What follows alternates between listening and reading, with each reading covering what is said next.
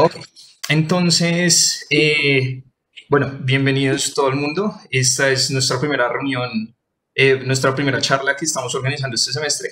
Esta semana nos acompaña el doctor Fernando Cárdenas.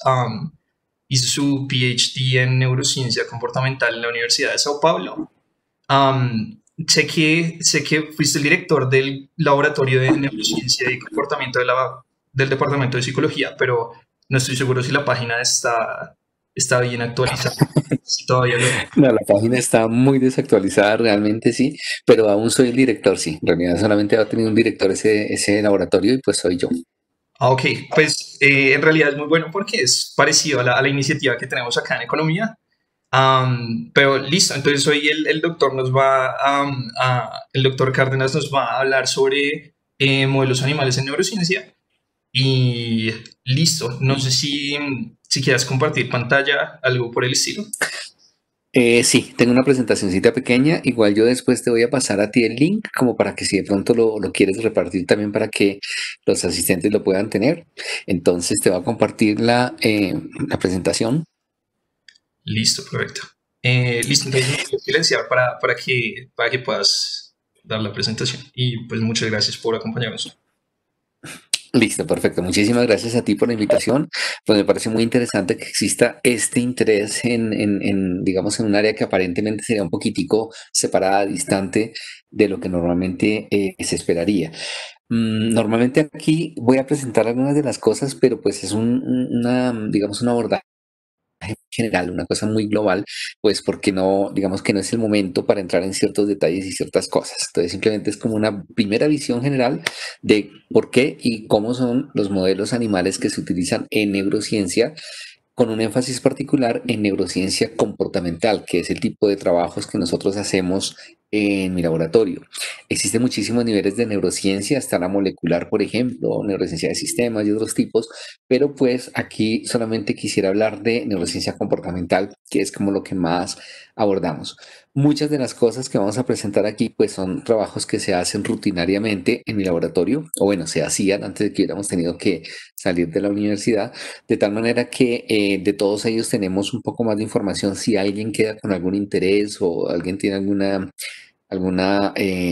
motivación más allá de conocer y quiere entrar un poquito más en detalle, pues perfectamente. Yo voy a dejar también mi correo electrónico como para que pues si alguien quiere después comunicarme y hacer algún tipo de pregunta más profunda, pues lo pueda hacer. Eh, Cualquier cosa que yo diga y que no se entienda, por favor, inmediatamente alguien o levanta la mano o inmediatamente empieza a hablar, porque a veces no es bueno dejar las preguntas para después, no se puede olvidarlas, entonces mejor de una vez. Entonces, pues comencemos con esto. Yo siempre inicio ese tipo de presentaciones hablando de esta frase que está ahí en la pantalla, pues esa persona que está ahí, Hugo Arechiga, él era un neurocientífico, él trabajaba mucho con modelos animales desde la perspectiva biomédica. Desafortunadamente él murió hace ya algunos años durante un curso que sobre el tema justamente estaba ofreciendo. Entonces, pues Hugo nos dejó un legado muy interesante, fuimos amigos durante algún tiempo, algunos años, y él básicamente decía esto que está aquí en la pantalla que me parece que es crucial, que es como la primera, mm, digamos, afirmación que alguien debe tener cuando empiece a hablar de modelos animales. Lo que decía básicamente era que nadie estaba más interesado en que los animales de un laboratorio, los animales de investigación, estén con una buena calidad de vida, que estén con un buen bienestar, que no tengan dolor, digamos, que estén adecuados, que el mismo investigador.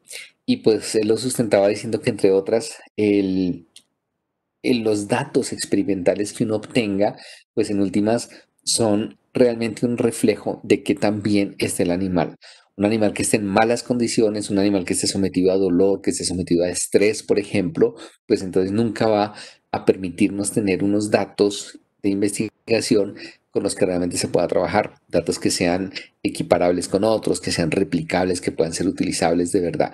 Entonces, eso es como una cosa que él decía un poquito pensando en estos grupos a veces animalistas que en ocasiones se ha visto que irrumpen en laboratorios y sacan a los animales y los botan afuera, bueno, en fin, una serie de cosas que pasan y pues que en realidad lo que están es condenando a esos animales a una vida terrible que en el laboratorio nunca tendrían. Por ejemplo, sin ir más lejos, en mi caso, los animales que nosotros tenemos en el laboratorio son animales que tienen absolutamente todos los cuidados. Tienen dos técnicos que se encargan todos los días de hacer la ronda. Tienen dos veterinarios del campus que pasan, les hacen el chequeo de salud. Son animales que nunca les falta la comida.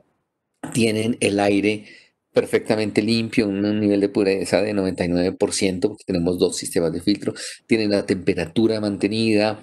Entonces no tienen absolutamente ningún tipo de condición que ni siquiera se parezca a la que tienen animales en condiciones de no laboratorio. Entonces realmente si uno lo piensa desde esa perspectiva, son animales que tienen mucho mejor bienestar y mucha mejor calidad de vida que otro tipo de animales. Eso digamos que es como para empezar, como para tener un poco en consideración que todos los modelos que se hacen aquí, lo primero que buscan es asegurar y mantener esa calidad de vida del animal. De acuerdo con esto, entonces ya podemos empezar un poquito a analizar qué es lo que quiere decir modelos animales. Y básicamente yo pensé en hablar de estos cuatro aspectos. El primero es pues definir, ¿no? Hacer una definición de qué es lo que se entiende como un modelo animal. Otra cosa es pues para qué se usan esos modelos animales. Hay uno tercero aquí que significa la validez. ¿Cuáles son los criterios de validez que deben satisfacer las condiciones experimentales para que lo podamos llamar un modelo animal? Y finalmente, pues como el centro de la cosa es cuáles son los mejores modelos animales. Entonces vamos a mirar un poquito, vamos a iniciar con esto primero, que es más o menos entender qué es un modelo animal.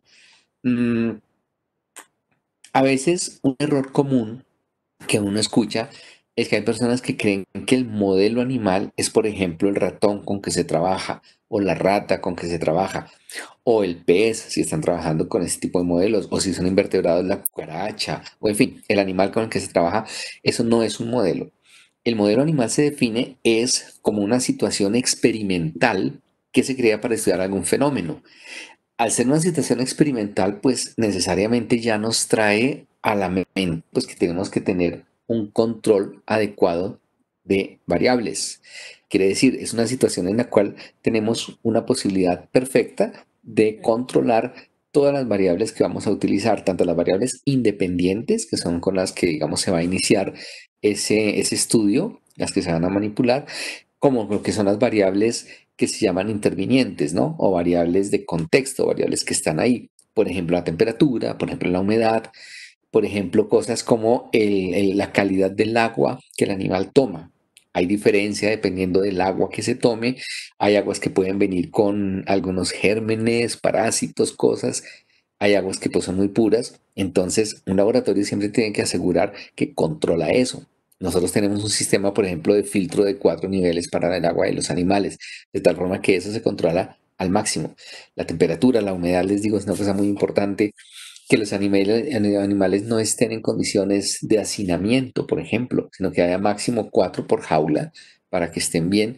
En fin, todo eso el modelo animal debe asegurar que se está controlando. Y además, como es una situación experimental, pues se requiere que la recogida de datos, la recolección de datos, o sea, que la esté perfectamente hecha. Eso significa que tenerse una cantidad de instrumentos que nos permitan recoger lo que se requiere como dato de una forma precisa, fidedigna y sobre todo que sea replicable. Si ustedes, por ejemplo, van a hacer un modelo, supongamos para analizar ansiedad, ustedes tienen que saber que exactamente lo que están recogiendo de información sí corresponde a lo que es ansiedad y pues tener una forma de medirlo claramente.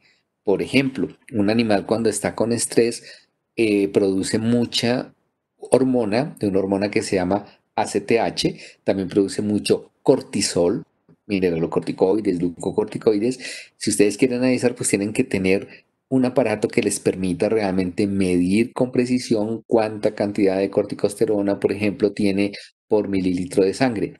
De esa forma se crea un modelo. Cualquier otra situación que no controle eso en realidad no es un modelo. Por eso es que es tan complicado pues hablar de modelos porque requiere un laboratorio con cierta infraestructura y con ciertos, digamos, como condiciones que aseguren que se hace un buen trabajo. Y existen varios tipos de modelo. En general existen estos dos, de prueba y de simulación. Dicho rápidamente, un modelo de simulación es el modelo en el cual uno genera una situación partiendo como de la misma fisiopatología de la situación normal. Por ejemplo, un modelo de depresión. Toca mirar entonces qué es lo que pasa en la depresión humana, por qué se produce, cómo es que es el, digamos, la interacción de cosas para que una persona nos pueda hacer depresión. Y este modelo de simulación debe más o menos cumplir esas mismas características, más o menos simular el mismo proceso para que el animal pueda llegar a tenerla. Hay una serie de cosas que vamos a mirar un poquito más en detalle más adelante, pero eso es lo que es un modelo de simulación. El modelo de prueba no. El modelo de prueba es cuando uno genera un síntoma y ya. No importa si ese síntoma se debe a las mismas causas que, por ejemplo, en el ser humano, que es el que se trata de modelar, estén haciendo ese síntoma. Si, por ejemplo, un síntoma, volvamos al caso de depresión, un síntoma de depresión es que la persona está desmotivada. Ustedes pueden crear entonces en una rata ese síntoma de desmotivación, independientemente de cuál sea la causa. Se puede hacer de muchas formas, pero en ese caso sería un modelo de prueba. Entonces, más o menos es como la diferencia teórica que hay. Ya vamos a mirar un poquito más en los modelos en sí, como para tener mayor claridad. La segunda pregunta que decíamos, ¿para qué se usan? Hay muchas formas de utilizarlos. En general, digamos que lo que más permite saber para qué se utilizan es para estudiar cosas puntuales, como por ejemplo cosas que no se pueden estudiar en humanos por consideraciones éticas. Hoy en día está muy de moda, por ejemplo, estamos trabajando en muchos modelos particulares que no pueden ser llevados a humanos, no solamente por costos, sino pues porque no es lógico trabajar con humanos de esa manera. En el mundo, por ejemplo, está trabajándose en este momento con la búsqueda de una vacuna. Ustedes saben, esa búsqueda de la vacuna, pues no pueden directamente empezar a pensar que tal sustancia funcione y aplicarla a seres humanos. Eso es antiético, eso tiene una cantidad de restricciones que no pueden salvarse.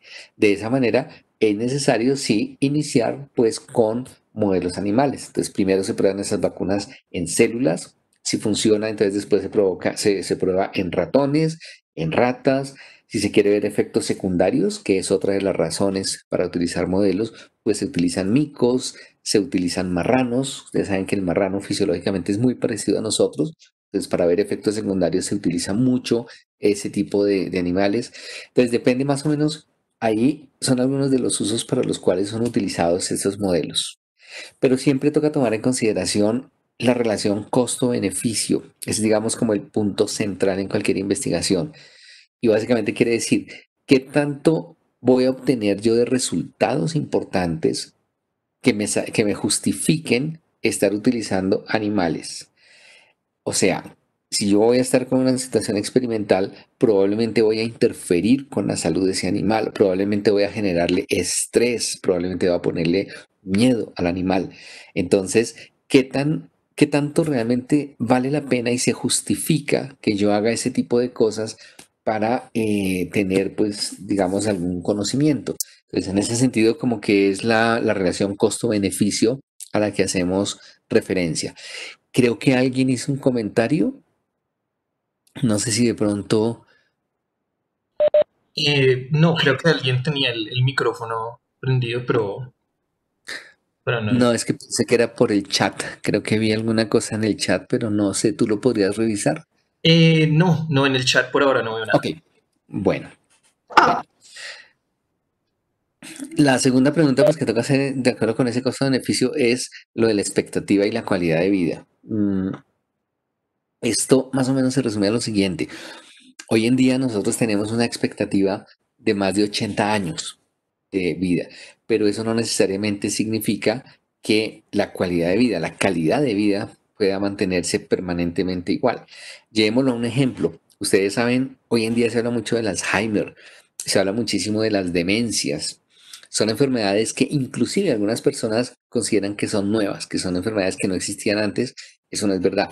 Siempre han estado con nosotros, pero antes nos moríamos a los 35, 40 años, ustedes recuerdan, de tal manera que no había la posibilidad de que se expresaran. O sea, no teníamos una expectativa de vida tan alta que nos asegurara que estas condiciones se pudieran manifestar. Entonces, no necesariamente es un sinónimo expectativa de vida contra calidad de vida. Y en ese sentido, entonces, muchísimos de los modelos animales siempre deben preguntarse eso. hasta qué punto estas cosas que se estudian pueden mejorar no solamente la expectativa, sino la calidad de vida. Una alusión muy interesante a esto es esta fotografía.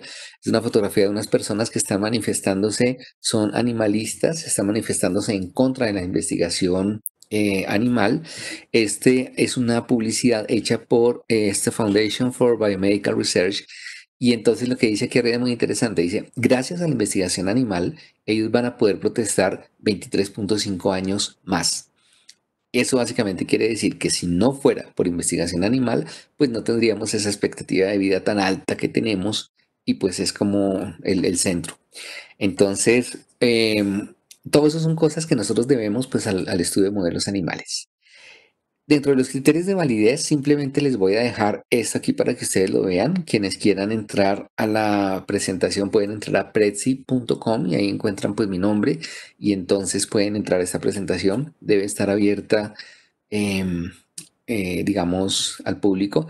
Simplemente ustedes pueden mirar cuáles son los diferentes tipos de validez. Eso es para alguien que está queriendo fabricar modelos. Entonces son algunos criterios de validez, pero pues que en últimas lo que simplemente quiere decir es esto, es que uno tiene que asegurarse de que el modelo sí esté siendo realmente un modelo. Una de ellas, por ejemplo, la tercera que está aquí, la validez predictiva, que también se llama farmacológica. Si, por ejemplo, yo estoy haciendo un modelo de depresión, para que ese modelo realmente sea funcional y sirva, pues yo tengo que tener la seguridad de que las mismas drogas que en los humanos quitan la depresión, en este modelo también sean eficaces. Si eso funciona, entonces puedo dar un paso más adelante y decir, este modelo sí puede ser un modelo de depresión, entonces puede servir para estudiar otras cosas. Básicamente eso es lo que quiere decir los criterios de validez, pero pues no vamos a entrar en mucho en esto. ¿Y cuáles son los mejores modelos animales? Pues entonces la pregunta siempre es esa. Y la respuesta es depende. Depende de qué es lo que se quiere modelar. ¿Qué es lo que se quiere modelar? Por ejemplo, se quiere modelar ansiedad, por ejemplo, se quiere modelar depresión, se quiere modelar aprendizaje, memoria, cognición, resolución de problemas, lo que ustedes quieran. Entonces, siempre el mejor modelo pues es el que satisfaga las preguntas que uno tiene. Si yo quisiera, por ejemplo, modelar ansiedad, entonces yo puedo decir, yo quiero modelar cómo se diagnostica, o yo quiero modelar cómo se trata, o yo quiero modelar cómo es el curso de la enfermedad. Entonces siempre uno tiene que definir muy claramente su modelo. Eso que tengo aquí simplemente es una manera de ejemplificar ese primer paso. El primer paso es definir. Entonces, yo quiero hacer un modelo de ansiedad, muy bien. Entonces, ¿cómo me define ansiedad? Y para definir la ansiedad, pues tengo que basarme en lo que se utiliza normalmente como textos, guías para esa definición de síntomas. El más conocido dentro de psicología y un poquito dentro de psiquiatría es el que se llama el DSM. Es como si fuera un diagnóstico estadístico de enfermedades médicas. Diagnóstico estadístico. Ahí dice 4 porque esa fue la versión anterior. En esa versión anterior, este que dice trastornos obsesivo-compulsivos hacía parte como definición de la ansiedad. La última versión se llama el DSM-5 y en ese DSM-5 ya el trastorno obsesivo-compulsivo no es parte de la ansiedad, no hace parte de los cuadros de ansiedad. Esto pues porque hoy en día conocemos mucho de la farmacología y sabemos que el mecanismo neuroquímico, mecanismo cerebral por el cual se da la obsesión compulsión, no es para nada relacionado con la ansiedad. Entonces, en ese sentido, hay como siempre unos cambios en esa forma de definir las patologías. Entonces, simplemente como ejemplo, si ustedes consultan el DSM-5 actual, pues ustedes van a ver que hay varios tipos de ansiedad. Está la ansiedad generalizada, el trastorno de pánico, el muy conocido estrés postraumático, pero ya no el obsesivo compulsivo. Entonces, ustedes dicen, ah, bueno, entonces yo quiero hacer un modelo de estrés postraumático. Entonces, como que es más factible de esa forma ir afinando el modelo. En ansiedad, en general, existen muchísimos modelos. Es uno de los problemas que aqueja mucho la humanidad, por lo tanto, ha sido muy estudiado en modelos animales. Ahí tengo algunos, esos son de pronto de los más utilizados. Cuando ustedes, por ejemplo, buscan algún artículo especializado en manejo de la ansiedad o en modelos de ansiedad o en evaluación de ansiedad, pues van a encontrar que mal que bien se hace referencia a uno, dos o más de estos modelos. En ese sentido, entonces existen todos esos son tests, en realidad son pruebas en las cuales se puede analizar si hay o no hay ansiedad. Entonces vamos a mirar un poquito, vamos a comenzar con este primero que es el de preferencia claro y oscuro.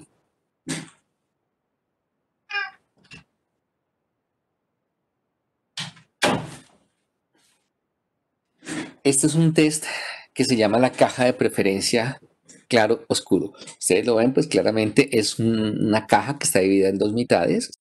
Una de las mitades tiene las paredes negras, como ustedes ven acá, y la otra las paredes blancas. A esta, aquí está destapada, pero se le coloca un techo que también es negro, de tal forma que queda todo oscuro, y a esta se le coloca un techo que es de cristal, transparente, de tal forma que queda muy claro. ¿Qué pasa en este test? Sucede que como este es para trabajar con ratas o con ratones, en general roedores, los hámsters también, ellos son animales que primero que todo son nocturnos. O sea, ellos en realidad tienen una actividad muchísimo más vespertina nocturna, sobre todo nocturna. Cuando ustedes están de día, cuando hay luz, esos animales casi no salen, ellos están más bien refugiados, están durmiendo. Eso debido a que son más bien presas. Entonces, ellos salen cuando empieza a oscurecer, que ya tienen un poco más de posibilidades de camuflarse, de pasar desapercibidos a sus predadores, y entonces empiezan a tener actividad. Entonces, de alguna manera, como que ustedes siempre van a esperar que un animal de estos, un roedor, cuando es colocado ante la luz, tenga un poquito de miedo, o por lo menos aprehensión. En este caso que estamos analizando, ansiedad. Entonces, simplemente ustedes ponen el ratoncito acá, o la rata, y cuentan durante 5 minutos cuánto tiempo va a estar acá en lo blanco y cuánto tiempo va a estar acá en lo negro. Cualquier rata normal, tan pronto ve la situación, entra aquí, se refugia y se queda aquí explorando, tranquila. De vez en cuando saca la cabeza, mira hacia afuera y después de algún tiempo de pronto se aventura y sale y vuelve a entrar rápidamente. Eso es una rata normal. O sea, es digamos como la condición natural de una rata en este tipo de contextos. ¿Qué pasa si una rata, por ejemplo, ha sido tratada con una droga que quite la ansiedad? Esas drogas se llaman ansiolíticos. Una rata que fue tratada con ansiolítico, pues va a estar mucho tiempo aquí, en el lado blanco, expuesta, como que de alguna forma ustedes pueden decir, no tiene miedo de que de pronto aparezca un ave y la coja o un gato, cualquier cosa, entonces va a estar como más activa aquí afuera, no va a tener tanto miedo, no va a tener tanta ansiedad. Eso es el concepto general de modelo. Entonces, una situación en la cual podemos evaluar el efecto, por ejemplo, de alguna droga o de algún tratamiento o de alguna modificación genética. Ustedes pueden hacer ratas genéticamente modificadas para que sean menos ansiosas o más ansiosas. Y esta prueba pues simplemente es, digamos, como una primera manera en que se puede aproximar ese estudio de la ansiedad y naturalmente es como muy fácil. No toca enseñarle nada al animal, es repertorio instintivo que traen, por el solo hecho de ser roedor, ya como que trae esa respuesta activa, son respuestas innatas y que pueden ser manipuladas, por ejemplo, farmacológicamente. Ese es, digamos, el concepto general de lo que es un modelo animal, en este caso para ansiedad. Una situación bien sencilla en que no hay mucho, digamos, muy fácil ver la opción. Este es otro, por ejemplo, este se parece mucho a una situación que en humanos también se encuentra, que es el sobresalto. Aquí tenemos un ratoncito en esta caja, en realidad es una rata. Ella está ahí, está explorando, está mirando la caja y de pronto suena un sonido fuerte. Ese sonido hace que ella se asuste. Y ese miedo hace que ella se sobresalte. Entonces van a ver entonces, la respuesta es que ella empieza y hace como una contracción de la cabeza, las orejas, el cuello, porque se asusta, se sobresalta del sonido. Pero ¿qué pasa? Después de un tiempo se le vuelve a presentar el sonido y después otra vez y otra vez y otra vez hasta que ella se habitúa. Entonces, cualquier rata, cualquier animal de cualquier especie se habitúa a estímulos ambientales que no son peligrosos. A ustedes les pasa también todo el tiempo, se habitúan frente a las cosas. Pero si esta rata, por ejemplo, estuviera en una situación que le dio mucho estrés o estuviera con mucho miedo, digamos, esa habituación se va a demorar mucho más. Y por el contrario, si ustedes a una rata le dieron drogas, que quitan ansiedad, ansiolíticas, la habituación va a ser mucho más rápida. Entonces, con este modelo sencillo se puede ver qué tanta ansiedad tenía el animal. Entonces, vamos a poner el video para que ustedes lo vean. No sé si van a escuchar el sonido. Si no, pues cuando suena la X, cuando aparece la X, es el sonido. Y ustedes ven la respuesta de sobresalto. El animal se asusta un poco y mira qué pasa. Pero con el paso del tiempo, vean, suena el sonido y de todas formas el animal pues no está haciendo realmente mucha reacción. Quiere decir, se habituó. Entonces, como les digo, es una buena forma de saber si el animal tiene o no tiene ansiedad. Si tiene mucha ansiedad, se demora mucho en habituar. Si no tiene mucha ansiedad, habitúa más rápido. Otro de los modelos que se utiliza mucho es este, se llama el campo abierto y es más o menos parecido a la lógica que tenía el primero que mencionábamos, que era el de caja claro oscuro. Si ustedes sueltan una rata en cualquier lugar, ustedes saben, ella empieza a caminar y cuando encuentra una pared empieza a caminar arrastrándose por la pared. Ese es un comportamiento instintivo de las ratas que se llama tigmotaxia positiva, y quiere decir que ellas buscan que sus bigotes estén en contacto con alguna superficie. Y en este caso, esta caja les ofrece esa posibilidad. Ustedes sueltan al animalito aquí en la mitad, él camina, encuentra la pared y empieza a desplazarse por ella. Cuando encuentra aquí esta esquina o cualquiera de las cuatro, pues se va a sentir muy tranquilo porque va a tener pared por todos lados, va a estar como protegido más o menos y va a quedarse ahí un tiempo. Después él empieza a tratar de explorar. Las ratas son muy curiosas, ellas quieren mucho explorar, entonces empieza a explorar, empieza a pasar rápidamente por el centro, empieza a dar salticos y demás. Y lo mismo, si una rata tiene mucha ansiedad, no lo va a hacer, se va a quedar casi todo el tiempo en la esquina. Si una rata no tiene mucha ansiedad, entonces va a empezar a salir, de tal forma que sirve muchísimo para ver ese tipo de respuestas. Este es muy parecido, se llama la caja con agujeros. Ustedes ven aquí, tiene 4 agujeros. La rata, como les digo, quiere mucho explorar, pero para poder explorar tiene que separarse de las paredes, que son como el lugar seguro. Entonces, debajo no hay nada, pero ella quiere explorar. Entonces, tiene que hacer más o menos esto, o sea, exponerse para poder explorar, retirarse de la esquina segura y venir a explorar. Aquí debajo no hay nada, simplemente hay una fotocelda que nos está contando cuántas veces el animal mete la cabeza. Así se vería desde el otro lado, simplemente cuando ella mete el hocico acá, mete la trompa, entonces la fotocelda se interrumpe y el computador nos va dando la frecuencia. Cuanto más veces una rata lo haga, pues menos ansiedad tiene, porque quiere decir que tuvo que exponerse más. Y así pues es también una buena forma de hacer este screening de drogas. Este es un test que se llama laberinto en cruce elevado, que es como el gold standard para medir ansiedad. Es una rata esta que tiene un tratamiento que, bueno, hay 3 ratas. Esta es una rata normal, una rata que tuvo un tratamiento de solución salina normal. Básicamente ustedes ven, ella lo que tiene que hacer es conocer la situación. Ella, por ejemplo, vean, ya vio que hay un brazo abierto, quiere explorarlo, por lo que es tan curiosa, y miren las patas de atrás y la cola. Ella trata de salir a explorar, pero no mucho. Entonces trata de dejar siempre como un pedacito refugiado, un poquito seguro, antes de exponerse realmente. Ahí ve que hay un brazo oscuro, entonces como que ya deja listo que hay lugar para donde escapar en caso de que pase algo. Explora el otro, pero vean que no se separa del centro. Es una rata normal, esa es la forma en que funciona. En este laberinto lo que se cuenta es cuánto tiempo permanece en estos brazos que se llaman brazos abiertos y cuánto tiempo en estos que se llaman brazos cerrados. El test dura 5 minutos, no los vamos a ver todos, pero vamos a comparar con esta otra ratica. Esta otra tuvo un tratamiento que la hace un poco más ansiosa, tiene más miedo, si ustedes quieren, más ansiedad que la otra. Vean ustedes lo que hace ella, entonces en realidad está mucho menos interesada en explorar, le da un poco más de miedo y miren el cuerpo, casi todo el cuerpo permanece acá sin moverse, ve un lugar seguro y se dirige a él.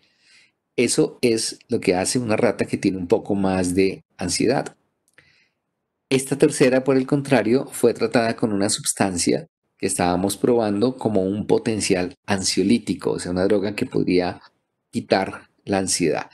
Aquí el animal se coloca, él rápidamente va a explorar, conoce, digamos como que no tiene tanto miedo de explorar por eso rápidamente entro acá. Y pues en el momento en que ella llega al punto central, que es el centro del laberinto, y ve que hay otra exploración para afuera, empieza a explorar. Ustedes vean que ella ni siquiera tiene esa cautela, esa precaución de mantener la cola o las patas de atrás en contra, y vean que llega hasta el borde, hasta la esquina, hasta el punto extremo del laberinto. Y se queda un buen tiempo ahí, da vueltas. Esto es la forma en que se comporta entonces una rata que no tiene miedo, una rata que fue tratada con una droga ansiolítica en este test, que es el test del laberinto en cruce elevado. Y ahí, por ejemplo, en vez de entrar a uno de los brazos cerrados que se esperaría que lo hiciera, ella sigue explorando. Entonces, una rata bastante, podríamos decir, valiente, que le gusta mucho explorar y que no le preocupa quedarse expuesta y demás. Ese entonces es un test que se utiliza muchísimo para medir la ansiedad. Hay otros, este se trata de que aquí hay un bebedero, entonces adentro, aquí detrás de esta cajita no se ve, hay un bombillito amarillo. La rata entra y está tomando agua común y corriente y de pronto se prende el bombillo. Si ese bombillo el día anterior había sido, por ejemplo, asociado con algún estímulo aversivo para la rata, por ejemplo, le soplaron la cabeza que no les gusta, o un soplido en el ojo, o inclusive un choque eléctrico que a veces se utiliza, entonces cuando vea el bombillo, pues se va a acordar de la situación y se va a asustar. Y lo mismo, si una rata fue tratada con drogas ansiolíticas y está tomando agua, aunque vea este bombillo, no se va a asustar. Entonces es un test muy bueno y así es como se pueden probar muchas de las drogas, muchas no, todas las drogas que se utilicen para ansiedad en otras condiciones. Este es para estudiar vocalizaciones ultrasónicas. Esto que tenemos aquí son unos parlantes que son capaces de provocar ultrasonidos y algunos micrófonos que son capaces de captarlos. Las ratas gritan mucho en ultrasonidos.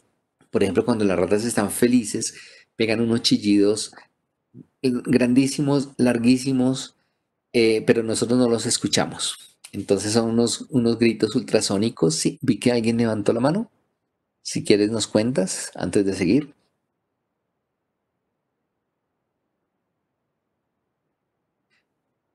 No te escucho, creo que tienes el micrófono apagado. Sí, Andrés creo que tenía la mano levantada.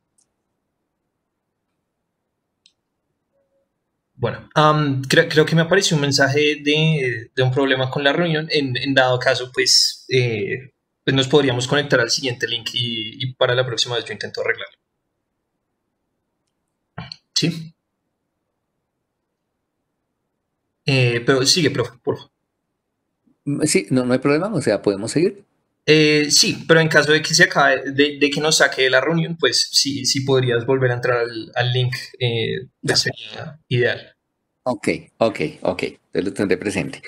Entonces, en esta prueba de vocalizaciones ultrasónicas decíamos que las ratas, por ejemplo, cuando están muy felices, gritan muy fuerte, pero uno no las escucha porque son gritos que se dan en la frecuencia ultrasónica, o sea, por encima de los 20.000 Hz. Las ratas hacen gritos hasta los 60.000 Hz. Entonces, estos micrófonos y ese sistema permite entender cuando una rata está produciendo esos sonidos. Entonces, es una buena forma de ver si una rata tiene ansiedad o no tiene ansiedad para saber cómo están sonando esas vocalizaciones. Entonces, es una de las, digamos, técnicas que se utiliza.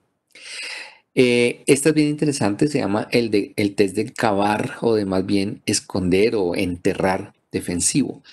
Esta es una rata que tiene muy buena vista, es de una especie que se llama Long Evans. Esta no es toda blanca, albina, sino que tiene la cabeza negra y los ojos también pigmentados. Ella ve bien.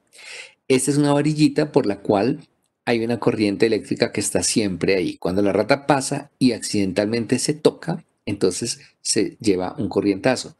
Una rata le pasa eso e inmediatamente hace esto. Con las patas empieza a lanzar el aserrín encima hasta que tapa todo. Y cuando lo tapa ya está tranquila, como que de alguna forma en ese mundo, digamos, de la rata podría ser que como si no ve el palito, pues entonces no le va a pasar nada, entonces está. Una rata que tiene digamos que ha sido tratada con drogas que quitan la ansiedad, no hace esto. Entonces simplemente no se aproxima del palito, pero pues no necesita taparlo. Entonces es una buena forma de ver también ansiedad. Se llama entonces test de enterrar defensivo. Hay otras, este es un corte de un cerebro de una rata en histología y está mostrándonos una región del cerebro que es la región en donde, digámoslo así, se produce el miedo del animal. Cuando esta región que está acá se estimula, ya sea eléctricamente o químicamente, el animal hace lo que es una crisis de pánico. Es la misma región que en humanos. Tal vez ustedes han escuchado hablar de las personas que tienen crisis de pánico. Crisis de pánico se da entonces por estas células que empiezan a funcionar mucho más de lo normal. Las drogas que quitan el pánico, que se llaman panicolíticas, entonces actúan acá. Es muy fácil entonces crear sobre esto un modelo animal que nos permite entender cómo es, digamos, ese fenómeno. Esta rata tiene TOC, tiene trastorno obsesivo compulsivo. Ustedes se acuerdan los humanos, cuando algunos humanos tienen TOC, hay una forma de presentar ese TOC, que es que la gente se baña las manos muchísimo, es digamos como el más conocido. Se las baña mucho y le sale sangre inclusive, y de todas formas sigue bañándoselas. Entonces, esta es una rata que tiene un problema genético que le da la misma condición. Aquí lo traje como ansiedad y por eso les mostraba, digamos, cómo es para hacer la comparación. Es una cosa que no tiene nada que ver con ansiedad. Esto funciona más bien con el sistema dopaminérgico. Está mucho más cercano de la psicosis que de la misma ansiedad. Es más problema, digamos, afectivo que de respuesta. Y ustedes ven, pues el animalito tiene realmente las vivirizas todas torcidas, tiene un poquito de sangre y demás, porque no puede parar de limpiarse la cara. Entonces, sirve muy bien para estudiar procesos, drogas o otro tipo de cosas que puedan quitar el TOC. Así, por ejemplo, se sabe en humanos cómo se controla el TOC por ese tipo de modelos. Entonces, es un ejemplo de modelos de ansiedad cuando antiguamente se consideraba que TOC era ansiedad. Este es muy sencillo, simplemente se coloca en esa caja con arena nueva dos animalitos y se ve cómo hacen la disputa para saber cuál es el dueño del asunto. Las ratas siempre lo hacen y la pelea de ellas es muy interesante, son peleas ritualizadas en las que se paran y de pronto una que cae, la otra le queda encima y le rasca el cuello y le rasca la barriga con los dientes. Nunca hay peleas, o sea, en realidad ellas no son animales violentos, nunca se van a tener sangre ni nada de esas cosas, los animales no. Am,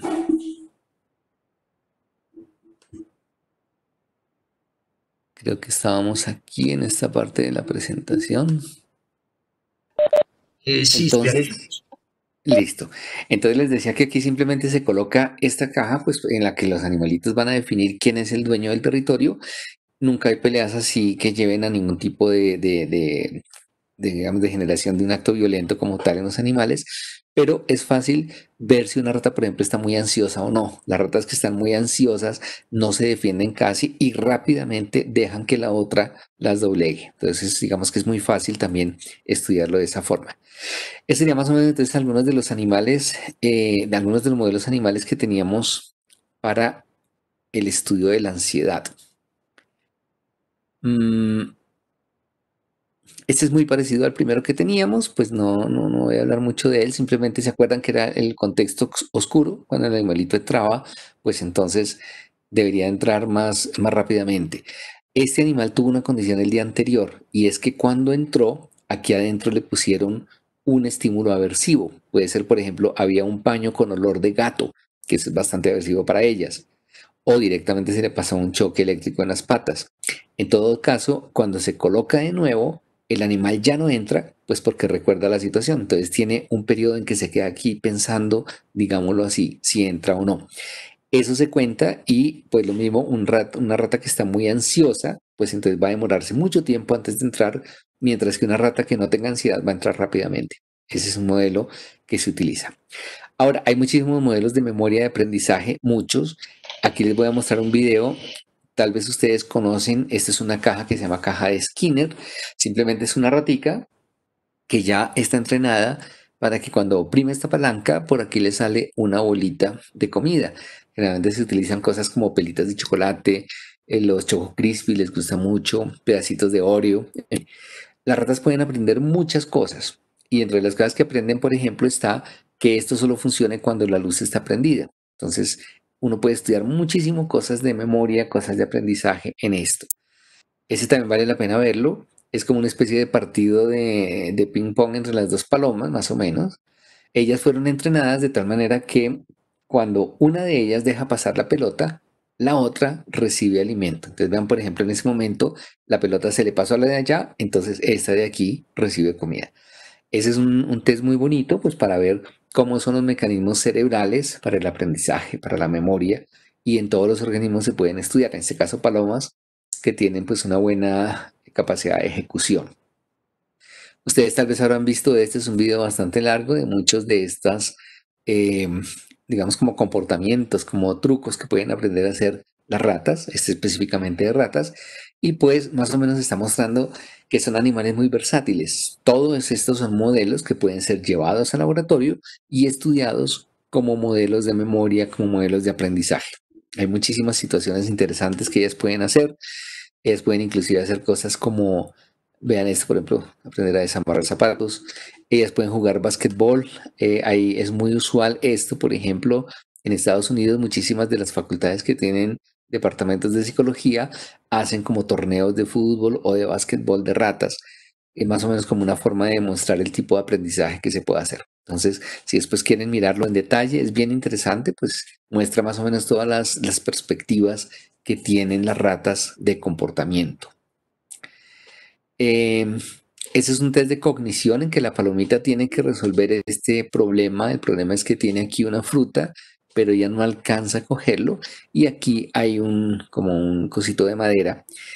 La capacidad que tiene la paloma es muy grande. Ella puede empezar ustedes alcanzan a ver como más o menos integrar las cosas que está viendo, hasta que de pronto parece que tuviera como una especie de insight en el que encuentra la respuesta al problema. La respuesta obviamente pues es esa, pararse en el cosito de madera, pero cerca de la fruta, no ahí donde está. Entonces como que poco a poco ella empieza a entender cómo resolver la situación y pues la primera alternativa es empezar a llevar el cosito de madera cerca de donde está el problema para poderse parar ahí y alcanzar a cogerlo.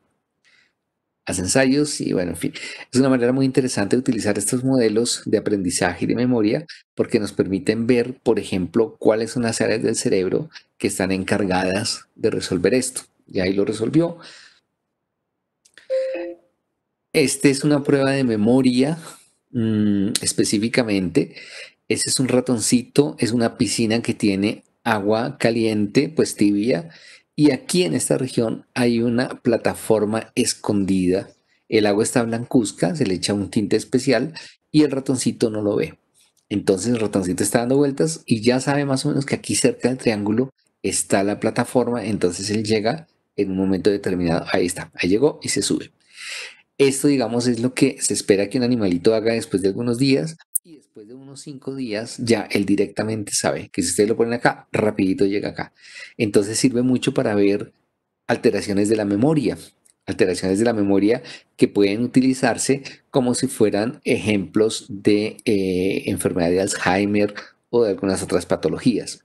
Este es muy similar, la ortiga tiene que aprender, ese es un ratón, perdón, tiene que aprender que ayer entró a este laberinto que ustedes ven que tiene 8 brazos y comió en estos 4 de este lado. Entonces al día siguiente, él tiene que saber que ya son los otros 4 brazos los que tienen la comida y no cometerá errores visitando, por ejemplo, brazos que ya visitó el día anterior.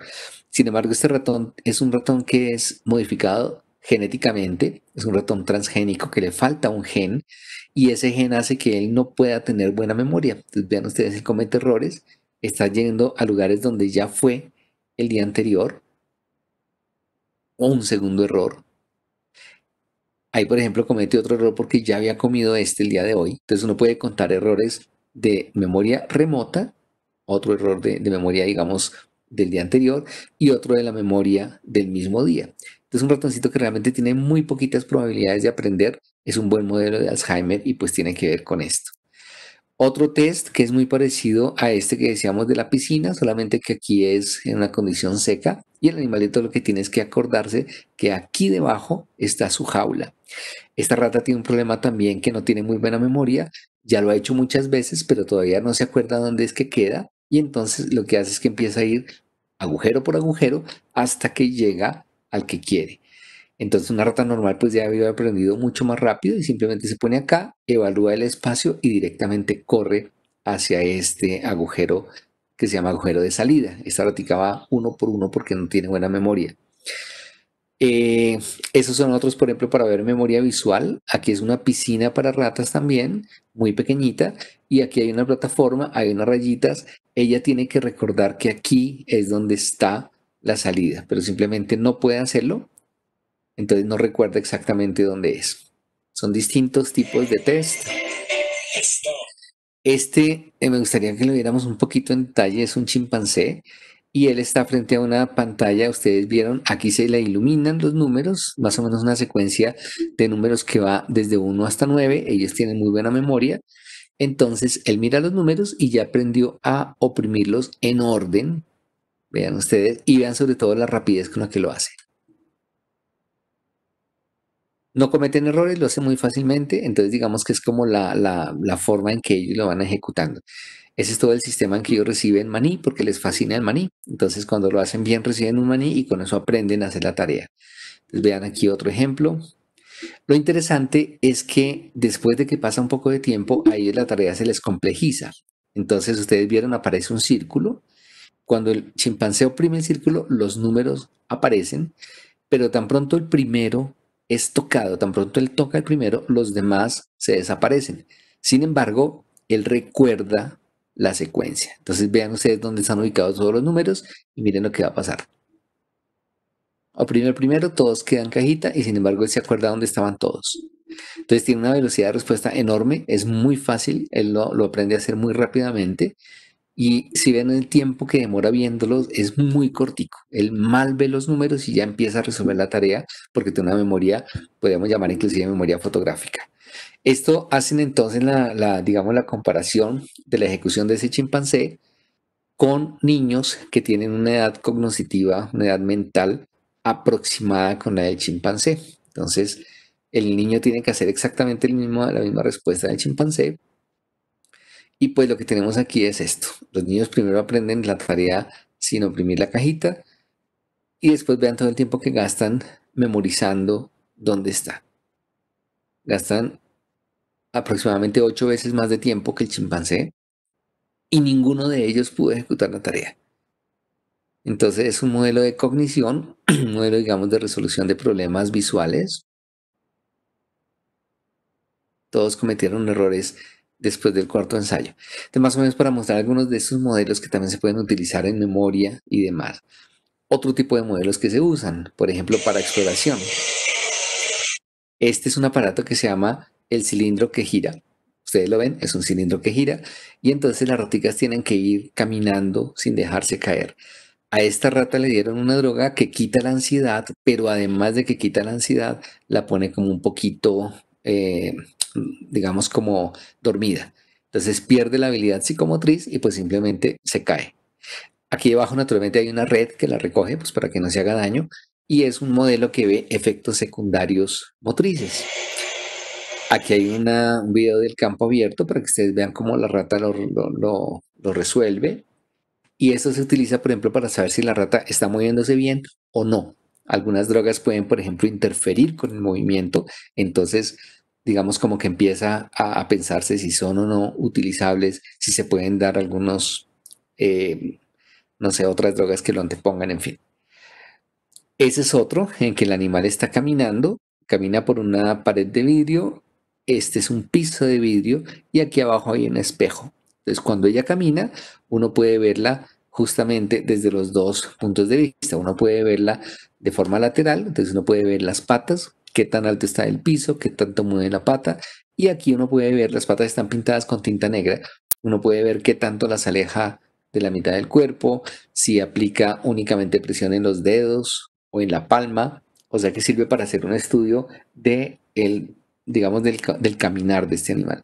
Esta rata que ustedes están viendo, hace 4 días no se podía mover porque tuvo una lesión cerebral y estaba con una parálisis espástica, o sea, no se podía mover, estaba realmente como recta, pero sin ningún tipo de tratamiento, en 4 días mejoró y ya está caminando igual que una rata normal.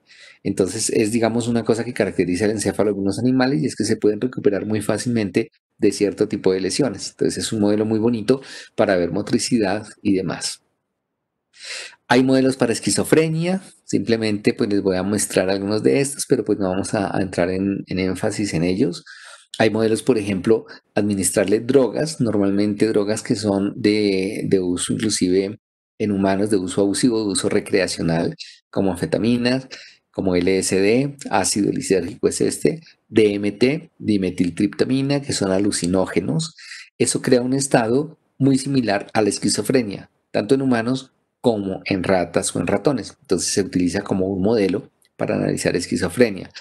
Otro es la respuesta de flexibilidad. Esos son dos respuestas electrofisiológicas que se encuentran. Modelos genéticos, hacer manipulaciones genéticas para inducir esquizofrenia, también es posible. Eh, de estos modelos, en realidad, pues no vamos a entrar en detalle ninguno. Otro tipo de modelos que hay son los de depresión. Entonces, la depresión es otro de los grandes fantasmas que aqueja a la humanidad. Mucha gente tiene depresión y existen muchos tipos de modelos. En general existen dos, los que inducen la depresión, que son los primeros, y los que evalúan si hay depresión o no. Y dentro de los que inducen depresión hay muchas formas de inducirla, muchísima. Una de ellas, por ejemplo, es aplicando drogas, ciertas drogas que pueden inducir la depresión o inducirle no es la enfermedad en realidad, sino la respuesta frente a la enfermedad. No es que el animal uno le inyecte nada que lo enferme, sino que se le inyectan lipopolisacáridos que hacen que el animal crea, digamos, su sistema inmune cree que está enfermo y ocasiona una respuesta inmune. Eso lo lleva a tener también depresión. Vulvectomía, el último que está ahí, es quitarle el bulbo olfatorio y también eso crea depresión. Farmacológicamente se puede inducir de muchas maneras. Esto, por ejemplo, se utiliza una droga que se utilizó en humanos y que justamente se retiró del mercado por eso, porque generaba depresión, se llamaba reserpina. Entonces, cuando uno quiere tener un animal con depresión, le puede aplicar reserpina y él empieza a generar un estado similar a la depresión. Esta es para ejemplificar la vulvectomía. Esta es una tomografía de una rata, de un cerebro de una rata. Aquí se ven los hemisferios cerebrales, aquí estaría el cerebelo. Y aquí adelante, estos son los ojos. Ustedes ven estas bolitas negras que están aquí, blancas que están aquí, son los ojos. Y esto es el bulbo olfatorio. La rata tiene un olfato muy bueno, entonces tiene un bulbo olfatorio muy bueno. Cuando esta conexión desde el olfato, desde el bulbo olfatorio hasta el cerebro se corta, el animal entra en un estado que parece la depresión. Entonces se considera que es un modelo de depresión. No es porque deje de oler. Por ejemplo, si una rata simplemente se le quita la posibilidad de oler, ella no va a ser depresión. Es por otro mecanismo de conexiones directas que hay entre células del bulbo y células de la amígdala cerebral y del córtex entorrinal. Entonces es otra explicación, pero da un síntoma depresivo.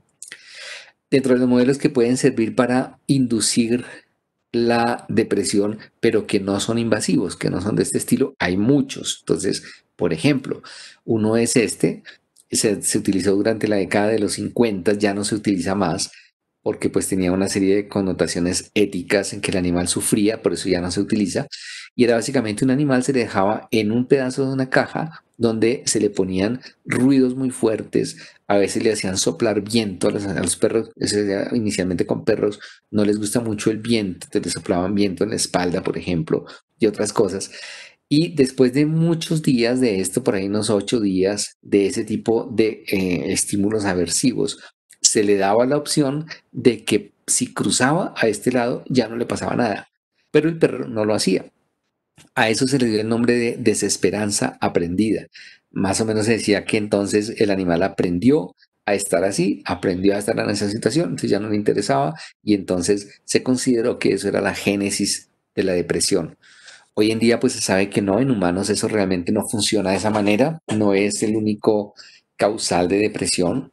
De hecho, mucha gente que está sometida a estrés no presenta esa depresión.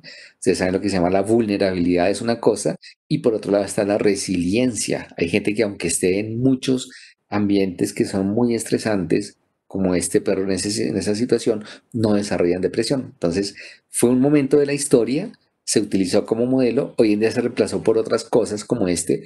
Este se llama el modelo de estrés crónico moderado. Son muchas situaciones que ninguna de ellas es muy grave. Por ejemplo, en este primer cuadro, a las ratas no les gusta mucho tener compañeros nuevos de jaula. Entonces se le colocan compañeros nuevos durante 10 minutos al día. A las ratas no les gusta, en este segundo cuadro que tenemos acá, no les gusta que la luz, por ejemplo, esté prendida 24 horas. Entonces, una vez a la semana se les deja prendida 24 horas. No le va a pasar nada y no son eventos que le generen mucho estrés de forma aislada, pero al sumarlos sí va generando un estrés. A las ratas no les gusta, por ejemplo, que la jaula se les incline. Entonces se les inclina la jaula 10 minutos al día. Este aquí, por ejemplo, muestra cómo son las ratas en lo que se llaman plataformas elevadas.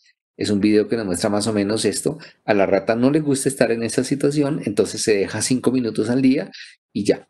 Toda esa sumatoria de cosas les va generando un estado de depresión. Las ratas, por ejemplo, son muy amistosas, son muy gregarias, son animales que les gusta mucho vivir en compañía. Entonces se dejan solas 1 hora, 2 horas. Esto es para hacer referencia a los ritmos circadianos. La rata tiene siempre un periodo de actividad en el cual cuando se apaga la luz empieza a tener actividad, cuando se prende la luz se duerme. Entonces un día, en una semana cualquiera, se les cambia, se les invierte el ciclo. En fin, son distintos procesos que se pueden hacer y pues que todos pueden generar un estado, pueden generar, no pueden, digamos, crear las condiciones para que el animal pueda expresar después un comportamiento depresivo. Una cosa que se hace normalmente es que se buscan hembras y machos que reaccionaron, que son depresivos, se juntan, se cruzan y entonces empiezan a tener camadas de animalitos que todos empiezan a ser depresivos. Eso básicamente es crear una cepa, que se crean cepas depresivas. En el mercado hay muchas que se pueden comprar. Uno, digamos, entra a un laboratorio, en ciertos laboratorios venden algunas de esas cepas. Hay una que se llama Flinders, que tiene 2 síntomas de depresión, no más. Entonces son modelos muy buenos, muy precisos, que se utilizan muchísimo. Para evaluar la depresión, entonces esto, por ejemplo, es un test que se llama el test de nado forzado. Se utiliza, se hace 2 veces. El primer día se coloca al animal para que nade. Esa agüita está calientica, está bien, o sea, el animal no va a tener hipotermia. A la rata les fascina nadar, entonces esta rata empieza a nadar, trata de buscar una salida, pero no hay. Entonces, después de un tiempo, empieza pues ya a quedar separada, como que empieza a sopesar si sigue consumiendo recursos o si más bien espera, pues igual la van a sacar después. Eso entonces se hace el primer día, el segundo día se hace lo mismo, pero entonces este animal recuerda que el primer día demoró antes de que lo sacaran, entonces empieza a quedarse quieta. Es un modelo de depresión, ¿por qué? Porque cuando una rata está con depresión, tan pronto entra, empieza a quedarse quieta. O sea, inmediatamente entra, ya empieza a quedarse quieta. Podríamos decirlo coloquialmente como que no lucha por tratar de salir. Y si una rata fue tratada con drogas antidepresivas, sigue nadando, nadando, nadando, nadando, y entonces como que nunca para, como que no tiene ese efecto. Una rata normal después de 1 o 2 minutos, pues ya empieza a tranquilizarse. Ustedes ven ya que empieza a nadar un poquito menos fuertemente y empieza más o menos como a quedarse flotando. Eso es lo que se mide y pues es muy bueno para medir depresión. Aquí tenemos un video de la forma en la que ese animal se seca simplemente porque hay laboratorios que la secan con secador, pero pues a la rata les asusta mucho el ruido. Entonces, en este caso, la estudiante, en esa época, pues era estudiante de mi laboratorio, estaba haciendo, explicando cómo era que se secaba con toalla y pues cómo era todo el protocolo de secado de la rata. Otro test que se utiliza y que ya no se utiliza mucho es la suspensión por la cola. Entonces, a la rata se suspende por la cola y se deja un momento ahí, como 1 minuto, y se mira cuántas veces trata de voltearse. Una rata con depresión casi no trata de voltearse, entonces se tiene un buen sistema para saber pues qué tanto, digamos, es la depresión que tiene. Otros modelos que existen, por ejemplo, son modelos de autismo. Este no es exactamente depresión, aunque se está estudiando qué tan relacionado está con depresión. Esta rata, cuando estaba feto, o sea, cuando estaba dentro del útero de la mamá, recibió una droga que se llama valproato sódico, que quizá algunos de ustedes conozcan, es una droga que se utiliza para control de epilepsia. Ese valproato sódico induce en niños un comportamiento de tipo autista y de hecho se ha considerado que es una droga que genera autismo. Ese fue uno de los primeros experimentos que hicimos en mi laboratorio con este modelo. Esta rata entonces tiene uno de esos síntomas de autismo Obvio, no es que la rata tenga autismo, eso no se puede evidenciar, pero ella por lo menos tiene una, digamos, no preferencia por los demás, por las demás ratas. En estas dos cositas redondas que hay acá, en una de ellas hay escondida una rata y en otra no hay nada. Esta rata que está aquí tiene la posibilidad de venir y explorar los dos lugares y después de un tiempo ella empieza a pasar más, digamos que decide estar más tiempo en el lugar en donde estaba la compañera, en donde huele a otra rata. Eso hace una rata normal.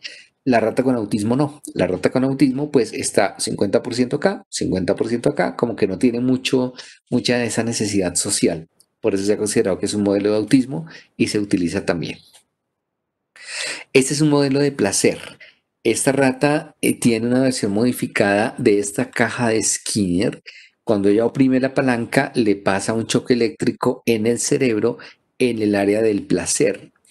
Y ustedes van a ver, esta rata en realidad no para de estimularse.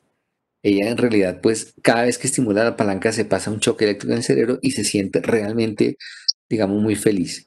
Si ustedes le dan a ella la posibilidad de escoger entre comer, tomar agua, tener sexo con otra rata o seguir pasándose corriente, ella realmente va a preferir pasarse corriente, a tal punto que puede llegar a morirse. Entonces, este tipo de ratas, digamos, como que están mostrando exactamente lo que es el placer. Son ratas que están sintiendo mucho placer. El electrodo está colocado en la región del cerebro que se considera el área del placer o el circuito cerebral del refuerzo o circuito del placer, también se conoce. Es un área pues que tiene que ver con eso y digamos que es como la forma en que este modelo se utiliza. Una rata que está realmente sintiendo placer. Vean, por ejemplo, cómo está la palanca toda mordisqueada, porque ella realmente no se suelta de la palanca porque le fascina sentir lo que siente en el cerebro. Esto en humanos también se hace para tratamiento de la depresión, es exactamente igual, solamente que la persona queda con el cable conectado a una batería que está en el pecho, que es la que alimenta el circuito, pero es lo mismo, se utiliza para el tratamiento del Parkinson, por ejemplo, pero en este caso es para el tratamiento de la depresión. Otros modelos, por ejemplo, incluyen lo que son implantes de cócleas, de pedazos de retina, chips en retina y demás. Yo creo que ustedes están familiarizados con estos, que son algunas personas que por primera vez, después de muchos años, están viendo. Él tiene muchos años que estaba ciego, entonces se le colocó un implante en retina y pues está empezando a ver de nuevo. Entonces, hay otras personas que ejemplifican, por ejemplo, ese es un niño sordo que por primera vez está escuchando porque se le hizo un implante coclear. Entonces, todo esto son cosas que se logran justamente porque se tienen este tipo de modelos animales. Entonces, aquí está más o menos mostrando cómo se hace el procedimiento para poder desarrollar ese tipo de sordera que tiene el niño en una rata, como en ese mismo modelo crear el mismo tipo de electrodo que se le coloca al niño y pues entonces cómo se puede hacer, digamos, como ese modelo animal funcional para una condición humana. Y pues básicamente es eso, ese es como un repaso así muy general de muchos de los modelos interesantes. Para no entrar en más detalles, pues sería simplemente eso. Entonces, no sé si de pronto tienen alguna pregunta o alguna cosa que de pronto se quiera comentar al respecto. Listo, pues yo tengo un par de preguntas que me plantearon en el grupo. También Sí, un par que vi aquí en el chat en privado. ok. Pues si van teniendo preguntas, así sean privado, me los pueden hacer, yo las digo acá. Eh, y listo. Entonces, la del chat era, decía, me gustaría saber qué límite hay, por ejemplo, con especies en peligro de extinción. He escuchado que las investigaciones de patarroyo han puesto poblaciones de micos en riesgo. Bueno, normalmente no hablo mucho de esto, pero las restricciones éticas que se presentan a la investigación son enormes. Entonces, por ejemplo, nosotros tenemos, voy a colocar un ejemplo de cómo se hace una investigación en mi laboratorio. Lo primero es, hay una primera revisión por parte de todos los pares que estamos en laboratorio para saber si el experimento cumple o no cumple, satisface o no satisface y tiene sentido o no. Cuando eso pasa, entonces se entrega a pares académicos que evalúan, digamos, lo que se considera, entre comillas, el mérito académico. Si eso funciona, entonces pasa por el primer comité de ética, que es el comité, digamos, de ética que tiene el departamento. Yo estoy adscrito al departamento de psicología. El comité de ética delibera si sí eso no es éticamente correcto. Cuando me entregan ese aval, entonces yo voy al comité de ética animal de la universidad, que se llama SICUAL, Comité Institucional de Uso de Animales de Laboratorio. Ellos entonces examinan el proyecto. Si el proyecto cumple los parámetros éticos, entonces lo aceptan, si no, no. Si lo aceptan, entonces va para el Comité Central de Ética de la universidad y si sale, digamos, si es aceptado allí también, sale una carta de aval de Andes para el proyecto.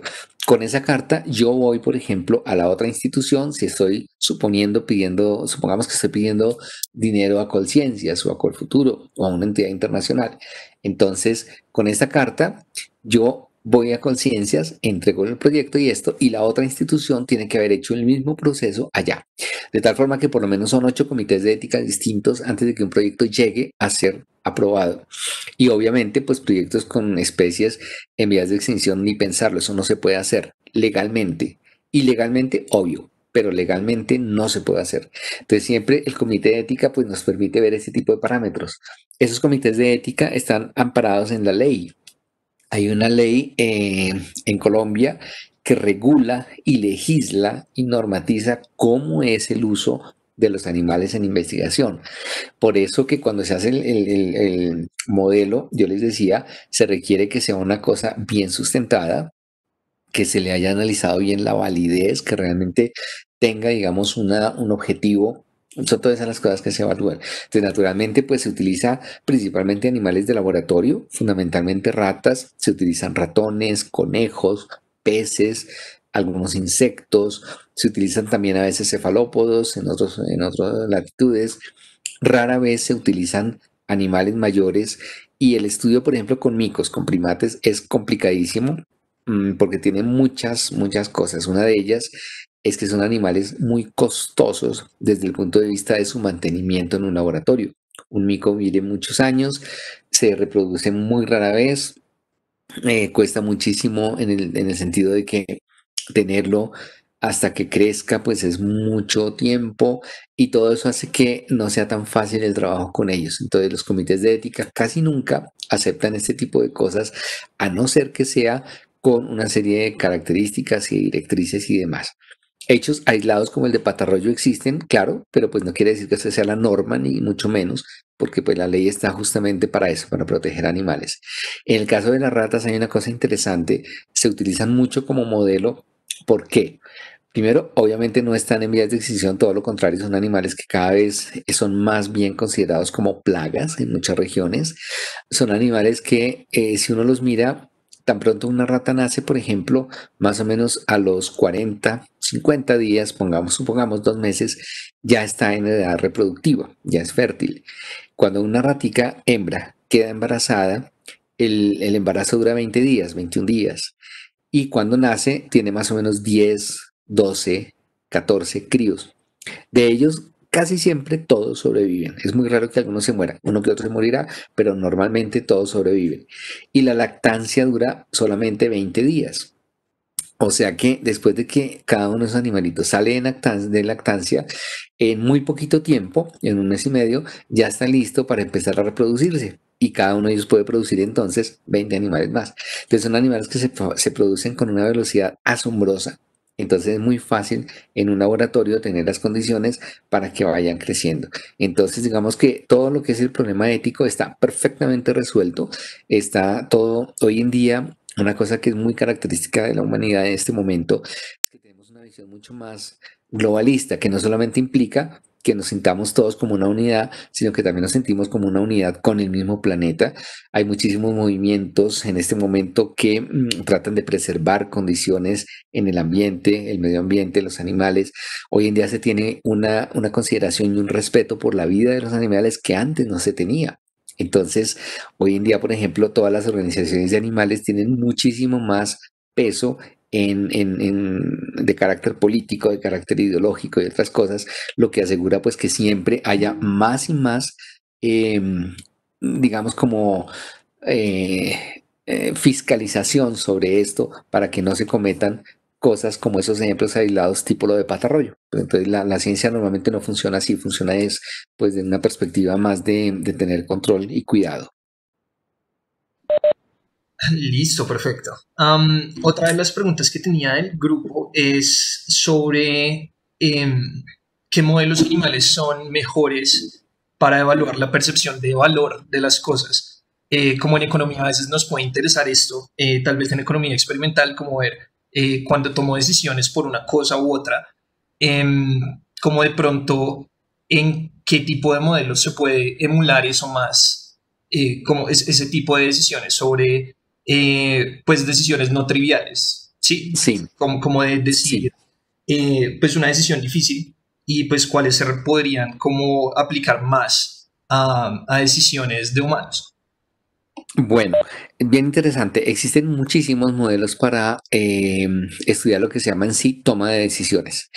Las tomas de decisiones más bien como triviales, como tú dices, se pueden analizar inclusive en ratas sin ningún problema y se puede analizar muy bien, por ejemplo, cuáles son las áreas cerebrales encargadas. Un experimento que hicimos hace algún tiempo en mi laboratorio, por ejemplo, era el siguiente. A una rata se le da la opción de que resuelva un laberinto que tiene forma de T. Ella avanza por el carril central y cuando llega a la punta de la T, pues ve las dos opciones. En una opción hay una escalera que tiene 7 peldaños y detrás de ella hay como 8 bolitas de comida. En la otra opción, en el otro brazo, hay una escalera que tiene un peldaño, pero detrás solamente hay una bolita de comida. La rata conoce el experimento, conoce el test, mira para un lado, para el otro, va, lo resuelve, entiende que de un lado hay 7 o 8 bolitas, del otro solo uno, y empieza a tomar la decisión. La decisión normal que toma cualquier rata, pues es ir por el lado que tiene la escalera más larga, porque la ganancia es mayor. Es como que hace una especie de deliberación entre el costo y el beneficio. Si va por la otra que tiene menos esfuerzo, pues también obtiene menos refuerzo. Si va por la que tiene más esfuerzo, obtiene más refuerzo. Digamos que una rata normalmente va a reaccionar de esa forma. Ahora, ¿qué pasa? Cuando esa rata tiene, por ejemplo, un cambio en la función cerebral de lo que se llama el área prefrontal, esa rata entonces empieza a responder y a reaccionar simplemente tomando la decisión más rápida. Empieza a coger el camino de la menor resistencia y ya no le interesa ir por el mayor premio, sino que coge el menor. Entonces, en ese sentido, ese tipo de decisiones se pueden trabajar muy fácilmente en ratas. Eso se puede extrapolar a otros tipos de decisiones más complejos, pero basados en lo mismo. Cuando dejas las decisiones ya un poquito más como morales, como que tienen que ver con esa sensación de bien y mal, ya toca utilizar animales que tengan un cerebro pues mayor y que nos permitan entender esa relación. Y en ese caso, por ejemplo, existen muchísimos, hay algunos que se dan muy bien en chimpancés. Entonces, por ejemplo, en chimpancés se tienen algunos ejemplos en los cuales a un chimpancé se le empieza a dar, digamos, un refuerzo. Hay una situación muy bonita de Francis de Waal, si ustedes de pronto pueden verlo, en la cual está el investigador, tiene dos chimpancés, los dos están viendo lo que está pasando y a uno de los chimpancés entonces la tarea es que él entrega una piedrita al chimpancé, el chimpancé tiene que devolverla y cuando la devuelve se le da como refuerzo una uva. Al chimpancé les fascinan las uvas, entonces él lo recibe. El chimpancé que está al lado, entonces ve la situación y cuando le toca su turno y recibe el refuerzo, a él no se le da uva, a él se le da un pedacito de pepino. Y pues no les gusta el pepino, entonces él se lo come, pero digamos la primera vez, y después empieza a ponerse bravo porque él no entiende por qué al otro le están dando uvas, pero a él le están dando pepino. Y realmente llega a coger el pepino y se lo bota por la cara al investigador y es como una especie de mostrar que él está entendiendo qué es bien, qué es mal, qué es bueno, qué es no, qué es justo, qué no es justo y está tomando decisiones frente a eso. Entonces, la idea es más bien como que uno puede crear una situación hasta que dé el punto de corte de lo que uno necesita. Y crear ese tipo de modelos pues, requiere cerebros que lo puedan hacer. Por ejemplo, los de primates, chimpancés, micos, lo pueden hacer. Ok, perfecto. Y la última pregunta que tenía era sobre interacciones entre animales, porque a veces pues, nos puede interesar este tipo de, pues analizar los determinantes del comportamiento social. Pues por ejemplo, un ejemplo sería como lo que sucedió ayer. en Bogotá, tal vez cuestiones como violencia, este tipo de cosas. Pero ahí es muy claro que controlar las variables del laboratorio para poder hacer este tipo de mediciones es mucho más complejo. Entonces, Sí. pues, querrían, pues en el grupo me preguntaron cómo,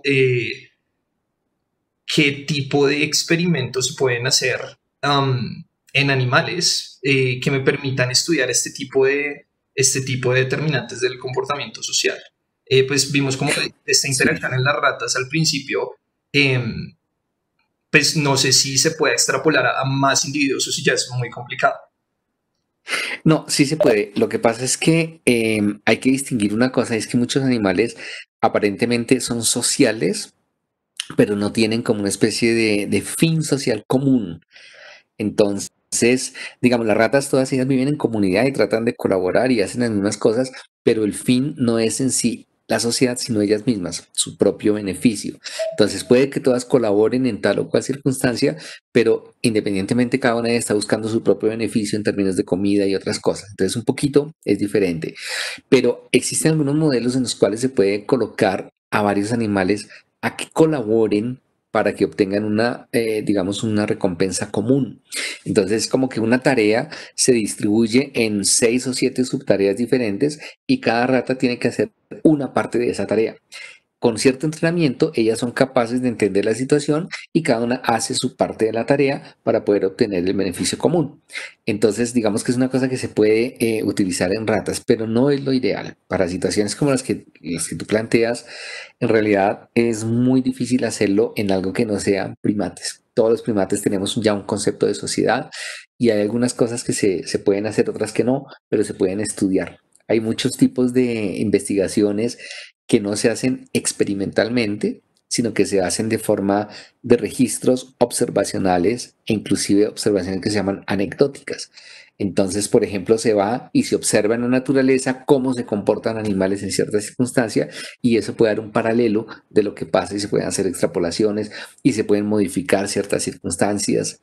Entonces, es como un poquito llegar a entender bien el modelo. Hay uno que a mí me gusta muchísimo y es que no, colocan una máquina en la mitad de un grupo donde hay muchos chimpancés y esta máquina en realidad está llena de M&M's, esos dulcecitos de chocolate que a los micos les fascina. Entonces llegan los chimpancés, empiezan a explorarla y de alguna forma hay dos maneras en que ellos pueden utilizar esa máquina para recibir los chimpancés. Digamos, jalan un palito y sale el este, o le voltean otro palito y sale otro, lo que sea. Entonces resulta que algunos chimpancés empiezan a aprender a resolver la tarea de una forma y otros de otra, y empiezan, digamos, después entre ellos a enseñarle a los otros la forma en que aprendieron. Y en última se crean como si fueran dos escuelas de pensamiento, los que voltean el palito para acá y los que jalan la cajita para acá. Y entonces como que existe ya en una misma sociedad dos formas, dos ideas diferentes, dos maneras distintas de comprender el fenómeno. Y a veces se ponen en pugna y entonces los que jalan el palito para acá empiezan a pegarle a los que jalan la cajita porque no se hace así, sino que se hace así. Es más o menos parecido, es una situación, pero no es, digamos, como muy común porque nosotros tenemos una variabilidad cultural muy amplia, sobre todo lingüística. Ok, listo. Y ahí veo que Enrique tiene la mano levantada. No sé si quieras abrir el micrófono. Sí, sí. ¿Qué tal? Muy buenas tardes. Muy Hola, interesante la exposición. gracias. Digamos, generalmente para el tema de economía del comportamiento, mucho se basa en el tema de lo que el que creó esto llamado nudges, o sea, impulsos. Entonces, pues complementando un poco lo que decía aquí, de estudiar esos comportamientos violentos, por ejemplo, lo que pasó ayer de la masa y generalmente ese es un debate que se tiene mucho cuando se discute con alguien como que la función de estudiar ese comportamiento social, economía. Yo tengo un compañero que es químico y generalmente cuando discutimos un poco sobre el comportamiento humano, él siempre me dice, lo que pasa es que la naturaleza humana refleja mucho la parte biológica y hay un cierto grado de tribalismo prevalente aún en el comportamiento humano. Entonces, mi duda siempre ha sido, eh, viendo eso de la economía del comportamiento, si realmente uno uno puede pensar que estos estudios comprueban eso o pueden de alguna manera decir que sí ha habido algún tipo de salto evolutivo en el comportamiento humano. O sea, digamos, hay una violencia primaria y por eso es que podemos quemar edificios sin caer en el pensar en esa autoridad que se supone que hay en la sociedad. Digamos, esa sería como que mi pregunta. Si alguno de Sí. estos experimentos podría ayudarme como a eso. No sé si se puede. Claro, no, súper interesante y pues muy, muy en el momento, muy exacto, sí. Nosotros tenemos una característica bien interesante, nosotros primates, digo, no solamente humanos, y es que la evolución de alguna forma favoreció el desarrollo de la parte más anterior de nuestro cerebro, lo que se llama el lóbulo prefrontal, esta región de acá. En otros animales, pues esa región, digamos que se ve que está evolucionando, pero pues no ha sido todavía, no ha alcanzado el nivel de desarrollo que alcanzó en primates. Eso tiene una implicación muy interesante. Nosotros tenemos un área de nuestro cerebro que se llama la amígdala, que es parte de un conjunto de estructuras que se llama el sistema límbico y que son las que hacen las respuestas emocionales. Normalmente, en todos los casos de cualquier tipo de animal, ese sistema límbico es el que se encarga de hacer los comportamientos que rigen las emociones primarias. Entonces, por ejemplo, un animal está bravo, reacciona de una forma, tiene hambre, reacciona de otra. Si tú tienes, por ejemplo, un animal que tiene hambre, él va y ataca a otro que tiene recursos para coger los recursos. En fin, ese tipo de cosas que son como comportamientos adaptativos para la vida misma. A medida que fue pasando la evolución, el lóbulo prefrontal, que empezó a hacerse más grande, empezó a tener mayor cantidad de conexiones con ese sistema límbico, conexiones bidireccionales. Pero lo más importante tal vez es la conexión que va desde esa región, lóbulo prefrontal, hasta el sistema límbico y que es capaz de inhibirlo, de disminuir su actividad. Eso se traduce a grosso modo en nuestro comportamiento en que nosotros somos capaces como de pensar las cosas y no tener la reacción emocional instintiva ya, sino que podemos frenarla. Pensemos en este caso, si tú estás en una condición, estás caminando con tu perro por la calle, van caminando común y corriente, es tu perro, tú lo quieres, él te quiere, tiene una relación muy buena, pero de pronto tú lo pisas y lo pisas duro.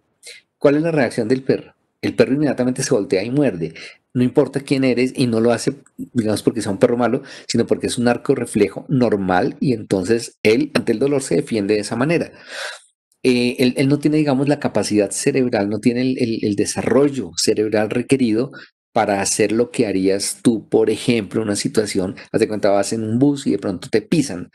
Tú no vas inmediatamente a darle una patada a la persona que te pisó. Tú vas a entender la situación y tal vez vas a entender que fue un error, un accidente, en fin, y no vas a tomar, digamos, una medida así de una respuesta emocional abrupta, instantánea. ¿Eso por qué? Pues porque el lóbulo prefrontal de nosotros nos permite inhibir esa reacción emocional primaria.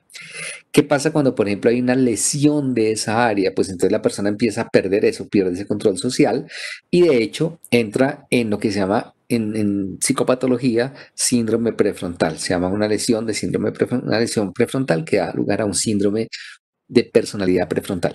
La persona empieza a funcionar un poco más parecido, digámoslo así, con ese perro y a reaccionar emocionalmente de forma abrupta, se vuelve muy espontáneo emocionalmente, no tiene mucho control, se le pierde todo lo que son esas posibilidades de anticipación, de respuestas ejecutivas, de planeación, todo anticipar, digamos, el futuro, que son funciones que nos caracterizan como humanos y que quedan en esa región del cerebro.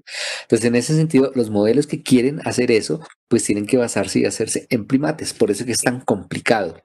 Pero si uno analiza desde la rata, ya existe eso, en cualquier animal ya existen esos rudimentos de ese tipo de posibilidades de control comportamental. ¿Qué pasa en las situaciones en que todo se va a la loca, como ayer, por ejemplo? Pues que empiezan a primar esas reacciones primarias y priman sobre todo cuando estamos como, digamos, anónimos dentro de una masa, que es un poquito cuando se habla de psicología de las masas a lo que se refiere. Hay una especie de contagio emocional y la gente se porta de una cierta forma que con toda seguridad, si estuvieran solos, no lo harían. O sea que como que de alguna forma es el hecho de estar en grupo lo que permite tener esa valentía para botar la norma social, o sea, apagar el lóbulo prefrontal y dejar que todo lo instintivo, o sea, toda la amígdala, el sistema límbico, salga a flote de la situación. No tiene mucho sentido, no, realmente no es una cosa que aporte mucho, digamos, al animal como tal, pero es una respuesta instintiva que nosotros tenemos de siempre. Digamos, nuestro cerebro fue hecho a partir de ese tipo de comportamientos. Cuando había respuestas que eran de la manada, era más fácil la vida de todos. Ahora la vida es un poquito más difícil porque tenemos que ponerle freno a su emocional y demás. Entonces, cuando hay una situación que nos permite, pues todo sale a flote. Entonces, más o menos es como eso. Es, digamos, como una cosa un poquito difícil de entender, pero que más o menos se basa en eso. Listo, pues como vieron ahí queda como un minuto. Entonces, pues ahí hay una última pregunta sobre si tienes algún libro recomendado no tan académico para adentrarse en estos temas. Y en caso de que se corte la respuesta, pues muchas gracias por acompañarnos ahora. Bueno, yo creo que lo ideal sería, si te parece, yo te mando a ti algunas cosas, porque en este momento pues tengo muchas cosas, pero no sabría exactamente de qué. Entonces, yo puedo pasarte algunos de los trabajos de Deval y de Tomasello que son muy importantes sobre esto, que muestran un poquito. En el Prezi tengo un par de presentaciones, tengo una que de pronto, si quieren, la podrían ver, que se llama Encefalización y Procesos Humanos, en donde hay unos videos al respecto que de pronto podrían ayudar un poquito más o menos a entender cómo esa dinámica evolutiva se fue dando frente a cosas como toma de decisión, como desarrollo de la conciencia, el pensamiento y eso. Listo, perfecto. Entonces, ¿dónde